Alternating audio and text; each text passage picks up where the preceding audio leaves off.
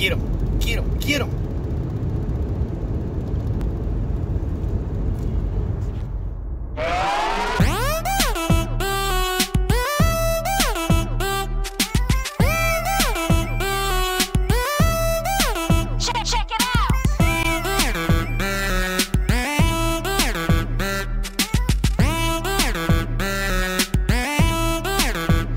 Check it out. All that legal stuff. What's up, security family? Welcome back to Security Guard Command. Man, today was something else. Very busy.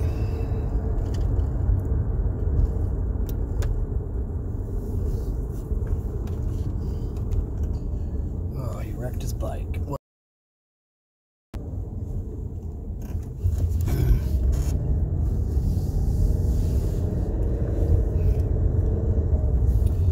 So, as I was driving down the freeway after work, motorcycle flies by me doing at least 150. And then I look in my mirror and there's flashing red and blues behind me. So I pull over to the slow lane. They pass me by. They disappear off into the distance, and I just got off of my exit on the freeway, and they got the guy laying face down on the ground. Looks like he wrecked his bike right into the on the off ramp there, right into the gravel. Looks like the rider of the bike is okay, but yeah, it looks like they got him. So good job to the highway patrol. I got that guy. Got the guy. It was a single car, 2 officers, but it just fits right into the way the rest of this whole day went. Seems like everywhere it was just popping off. You know, I was sitting in the emergency room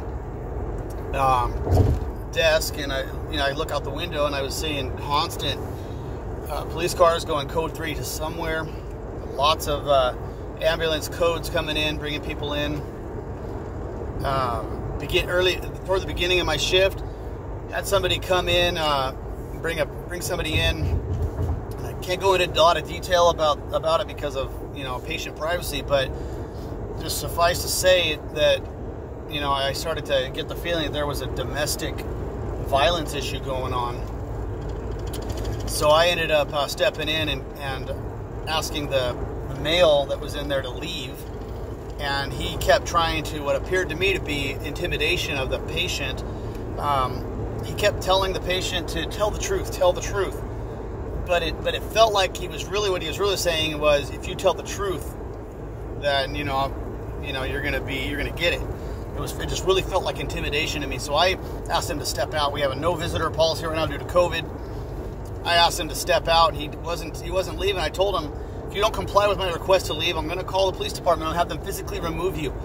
So at that point, he got the hint. He stepped out, and he was standing on the sidewalk outside of the emergency room. I stepped outside the door, and I was looking at him. He started getting real nervous and fidgeting, got in his car. I continued to watch him while he was in his car. He was nervous in his car. Finally, he put on a seatbelt and started to drive away. I got the license plate and everything, full description of the subject. At this point, I was considering him they upgraded him from a subject to more of a suspect at this point.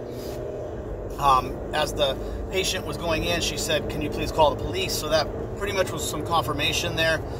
Apparently this guy tried to call into the emergency room several times to get information. He came back into the emergency room after I had gone on break and my relief was sitting there. He went in. He was told to leave. So that was the first crazy thing. A little later in the night, had a guy come in, obviously demonstrating that he was somewhat panicked, and he was demanding to know the whereabouts of a patient. And I didn't see any indication this patient was even there, but I couldn't tell him one way or the other anyway because of patient privacy. So then he starts to tell me some story about how he brought her in, and then now the family of this person, apparently he was in a relationship with this woman. He brought her in, and now nobody knows where she at. The family of this woman is threatening this man, saying, "You're the last one to see our mom. Where is she? If you don't tell us where your mom is, we're going to kill you." And so this man is extremely panicked. He's got, he's desperate. And he tells me that he's not leaving. Because I did ask him he started to raise his voice. I asked him to step outside. He says, I'm not leaving. You're either going to have to put handcuffs on me and arrest me, or the police are going to shoot me. And so it sounded like he was desperate. He didn't know what to do, what the situation was, and I think his life was being threatened. So he's trying to find this woman, and unfortunately, we were no help to him. As soon as he stepped outside, in fact, he didn't want to step outside. I told him, like, look, and he put his hands behind his back, he turned his back to me, put his hands behind his back, says, arrest me. And I said, that's not going to happen today, sir. You need to step outside. If you don't step outside, I'm going to call PD. So I picked up the phone, started to dial, and that's when he walked outside. And he walked over to his car, got in, and he left the area. And he drove around for a little bit. So I notified my site supervisor, and let everybody know, hey, just keep an eye out for this guy.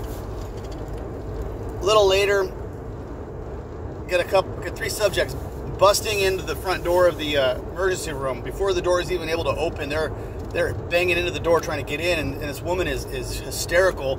She's like, my boy was shot. Where is he? Where is he? And 2 more follow in, and I'm like, well, what's the last name?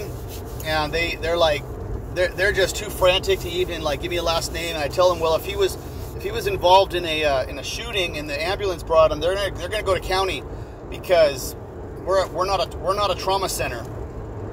And so the guy in a red shirt starts mouthing off, saying, I'm gonna start shooting up this and that.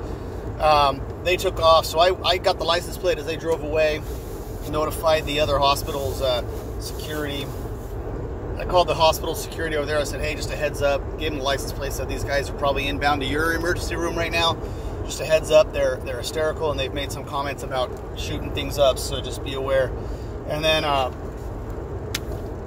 it was just a jam-packed day full of lots of different events.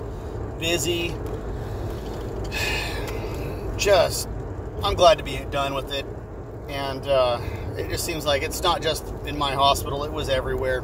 It's not even a full moon out, and it's just like crazy stuff happening all over the place. And then I had that motorcycle fly by me with the highway patrol chasing him, and the guy ends up wrecking his bike, and they have him in custody now. Yeah, just sharing a little bit with you guys about what my day was like. I'm glad to be going home.